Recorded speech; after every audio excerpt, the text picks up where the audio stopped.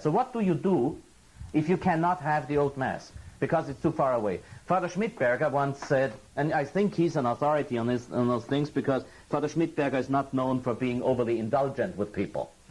Father Schmidberger said, if you have to drive for more than an hour to get Mass, then you are dispensed. Well, the European standards. I mean, 1 hour in Europe is like 5 hours in Texas, right? So your conscience will have to tell you what you do. But in New England, on icy roads, I would never tell anybody to drive an hour to Mass. It's ridiculous. You don't have to risk your life for something the Church guarantees to you and does not give to you. You are not obliged to risk your life for that. Absolutely not. The Church has dogmatically defined that you have a right for the old Mass, and it doesn't give you the old Mass.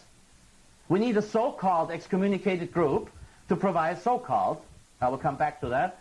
We need a so-called excommunicated group to provide us with what the Church guarantees dogmatically defined in the Council of Trent. This is ridiculous. So you will hopefully not misunderstand when I'm said you are dispensed, when it is sub gravi incommodo, as the Church says, under grave incommodity. What do you do in that case? Well, you sit home and you say an additional rosary to the rosaries you usually say. Oh, please don't give me the cheap thing, like you say a rosary every day and then you say one on Sunday instead of going to Mass. I mean, you have to understand that you will have to do a little bit more on Sundays to sanctify Sunday. If you are among the good and wonderful people who say the daily rosary, then please say a second or third one on Sunday. And take your Sunday Missal and read the Mass. You don't have to read the entire Mass. It's one of those mistakes people who want to concelebrate with a priest like me who celebrates Mass in 20 minutes, and then they can't keep up, and afterwards they say, Father, I couldn't follow you. And I say, what's the matter with you? You want to concelebrate? Read the reading and the Gospel and pray. In the old days, you didn't have a Missal to follow Mass. The priest would tell you, say a rosary, or he would hand you a book with a Mass devotion. So don't pretend you have to understand every prayer. You don't understand it anyway. And don't think that you have to follow the priest with every single line he says. I once met a woman in Rome who put herself visibly to everybody right here. Up there was the altar. And then at the canon, she went like this.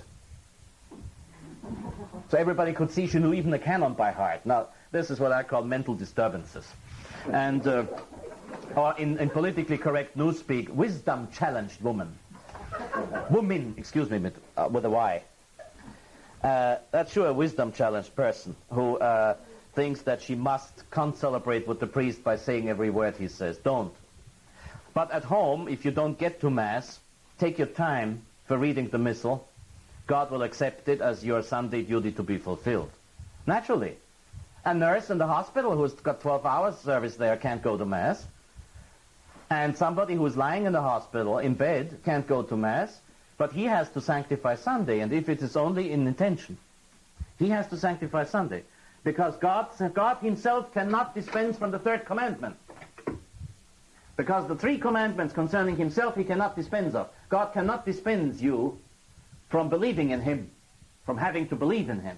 God cannot dispense you from not abusing his name. And God cannot dispense you from fulfilling Sunday obligation. But if the Church does not give you the possibility of fulfilling your Sunday obligation the way the Church wants it, then it's the Church's fault that you can't do it, and not yours.